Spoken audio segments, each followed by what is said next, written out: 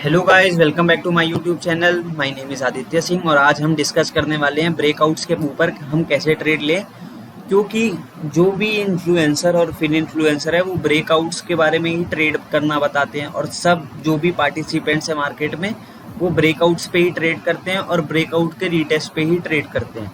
तो ज़्यादातर ब्रेकआउट्स और ब्रेकआउट्स के रीटेस्ट पे ट्रेड करने की वजह से उन्हें अंडरस्टैंडिंग भी नहीं रहती ब्रेकआउट्स की, उन्हें साइकोलॉजी भी नहीं मालूम रहती है ब्रेकआउट्स की, तब भी उन लोग अंधाधुंध ब्रेकआउट्स पे ट्रेड करते हैं। लेकिन मैं आपको इस वीडियो में बताता हूँ कि ब्रेकआउट्स पे कैसे ट्रेड कर सकते हैं हम और कैसे सही ट्रेंड पे बैठ सकते हैं। तो चलिए चार्ट्स पे चलते हैं।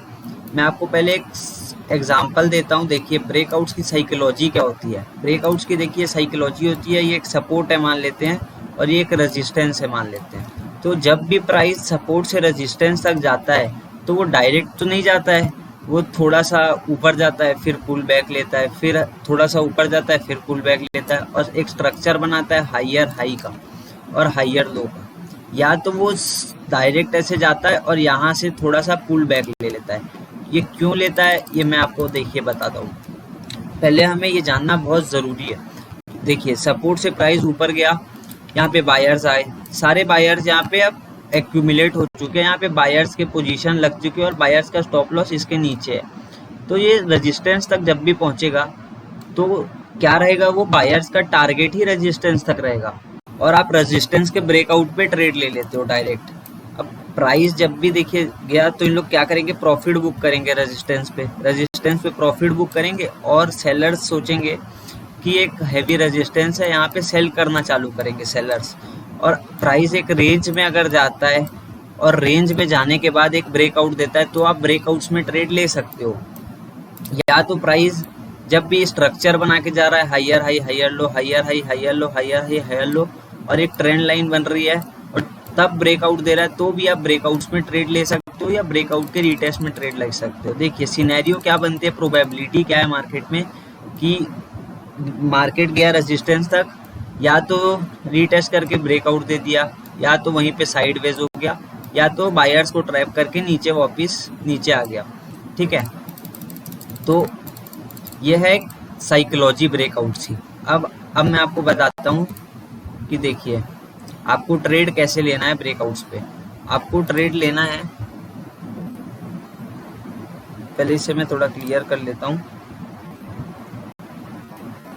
देखिए जब भी प्राइस सपोर्ट से रेजिस्टेंस तक जाए तो आपको डायरेक्ट इसको बाय नहीं कर लेना। आप देखो डायरेक्ट आप क्या करते हो, आप देखते हो और यहाँ पे बाय कर लेते हो और यहाँ पे सेल कर लेते हो।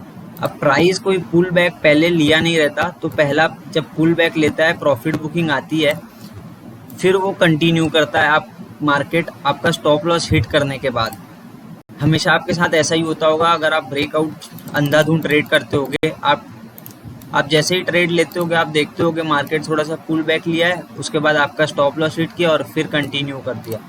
तो आपको क्या करना है, आपको सिंपली जब भी प्राइस सपोर्ट से रेजिस्टेंस तक जाए तो आपको पुल बैक का वेट करना है। एक पुल बैक ले, प्रॉफिट बुकिंग आए, उसके बाद मार्केट अगर कंटिन्यू करता है तो हम इसमें बैठ सकते हैं। तो ये रैली हम एक्सपेक्ट कर सकते हैं कि मार्केट थोड़ा ऊपर जाएगा। मैं आपको एग्जांपल भी दिखाऊंगा बहुत सारे। अभी पहले हम समझ लेते हैं कि ब्रेकआउट्स में ट्रेड कैसे लेना है। और मान लीजिए अगर डायरेक्ट प्राइस ऊपर चले गया तो हमें ये डायरेक्ट वाले पे नहीं बैठना है, ये डायरेक्ट वाले पे हमें नहीं बैठना है। हमें जब प्राइस वापस आएगा ये लेवल के पास तब हमें रीटेस्ट में बैठना है।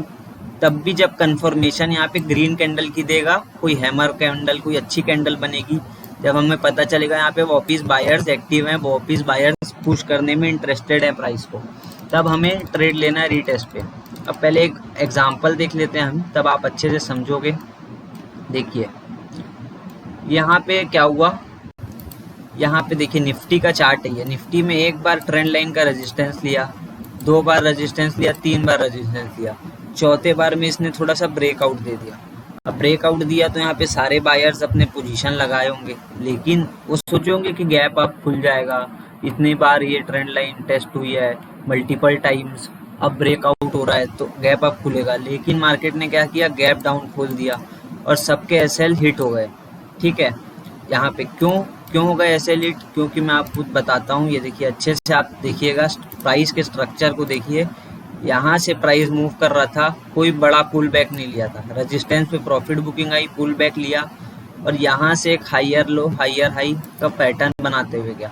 और मैंने आपको कहा था कि जब अगर प्राइस डायरेक्ट क्रॉस कर देगा तो वापस उस लेवल पे आएगा, तब हम एंटर करेंगे।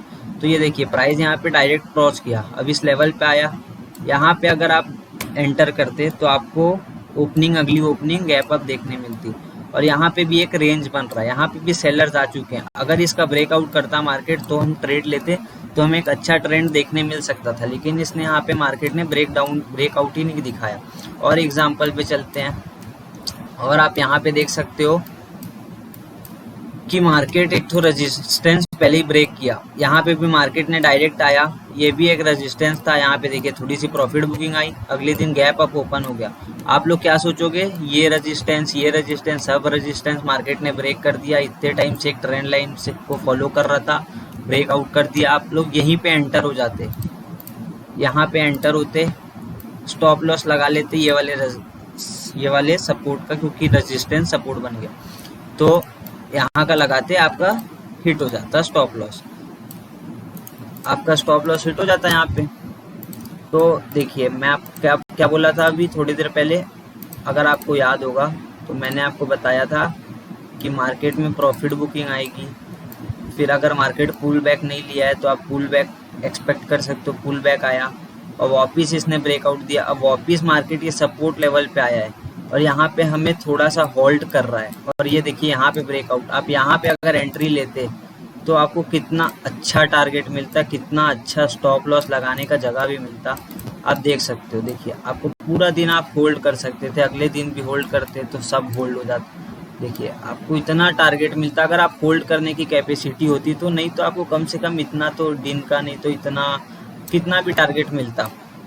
आपको एक और ब्रेकआउट दिखाता हूँ, ये देखिए यहाँ पे मार्केट ने ब्रेकआउट दिया, इनका एसएल हिट किया, फिर ऊपर गया, फिर ये लेवल पे, फिर आप ये लेवल पे एंट्री लेते, अगर ये देखिए ट्रेंड लाइन ब्रेक हो रही थी तो आपको एक अच्छा टारगेट मिलता।